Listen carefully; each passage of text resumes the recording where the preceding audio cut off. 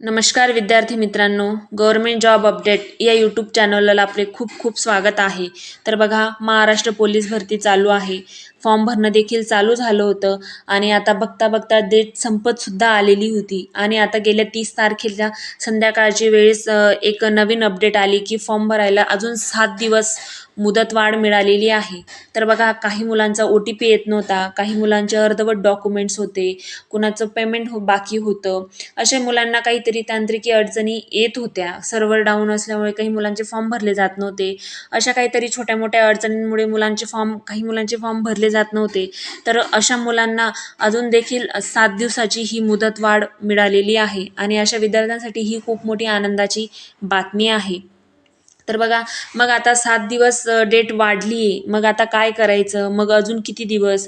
तर बघा, या भरतीला येणारे अडथळे म्हणजे 2 घटक. पहिला घटक झाला हिवाळी अधिवेशन आणि दुसरा घटक म्हणजे स्वराज्य संस्थाच्या निवडणुका. मग आता मुलांच्या डोक्यात येणार तर मग आता प्रॅक्टिस कशाला करायची? ग्राउंड पुढे जाईल, लवकर होणार नाही, मग आपण प्रॅक्टिस नंतर करूया. तर बघा, 50 पैकी 43, 40, 38 स्कोर घेणं ही खूप पोरांना दमवतं आहे आणि हा स्कोर तुमचा एकाच दिवसामध्ये लगेच थोडी ना होऊन जाणार आहे. त्यामुळे याच्यासाठी वर्षानुवर्ष, महिने प्रॅक्टिस करावी लागते.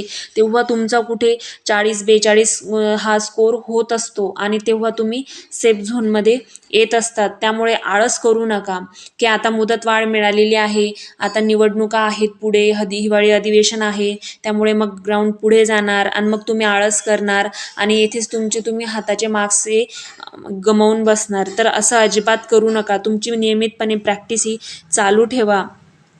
आता ही जी काही डेट वाढली आहे, मग ज्याचे काही ते 7 दिवस मिळालेले आहेत, तर याच्यामध्ये जे मुलांचे काही फॉर्म भरायचे बाकी होते ते 30-40 हजार, 40-50 हजार जे काही असतील ते अर्ज येणार. मग ते अर्ज आल्यानंतर कॉम्पिटिशनमध्ये 100% कॉम्पिटिशनमध्ये फरक पडणार.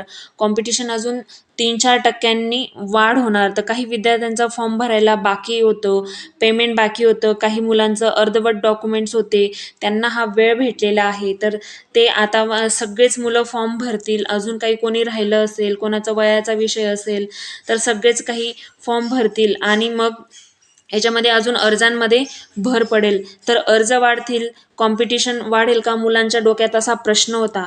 तर हो, 100% या कॉम्पिटिशनमध्ये वाढ होणार आहे. मागे बघायला गेलं तर वयवाढीचा सुद्धा विषय होता.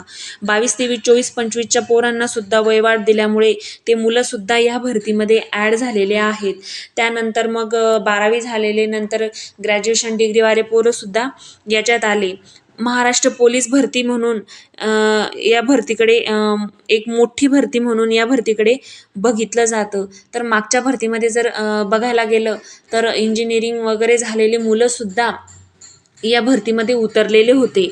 कारण बेरोजगारीचा दर आणि उत्पन्नाचा सोर्स, बेरोजगारीचा दर हा खूप वाढत चाललेला आहे आणि एक सेफ उत्पन्नाचा सोर्स म्हणून नोकरीची संधी ज्या आहेत त्या उपलब्ध होतात आणि त्यामुळे एक मोठी भरती म्हणून या भरतीकडे बघितलं जातं.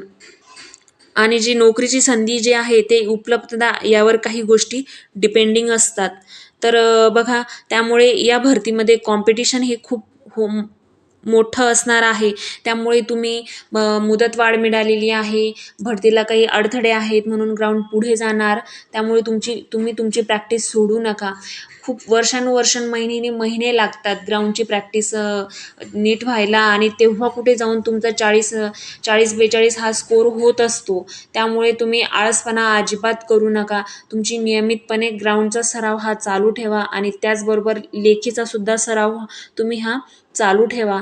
तुम्ही जर तुमची प्रॅक्टिस नियमितपणे असेल तरच तुम्ही यावर्षी या भरतीमध्ये वर्दी मिळवू शकता. नाहीतर मग पुढचे 1-2 वर्ष परत पुढची भरती येईस्तोवर तुम्हाला वाट पाहणीच आहे आणि मग पुढे काही मुलांचं वय निघून जातं, कोणाचे काही प्रॉब्लेम्स असतात, कोणाचे काही असतात. त्यामुळे आता हाताशी आलेली संधी तुम्ही सोडू नका. अशाच नवनवीन अपडेटसाठी आणि तुमच्या लेखीसाठी काही मोफत प्रश्नसंच मी घेऊन येत असते. तर ते आपल्या चॅनलवर रोज मी संध्याकाळी अपलोड करत असते. त्यासाठी तुम्ही तेथे बघायला विसरू नका. धन्यवाद.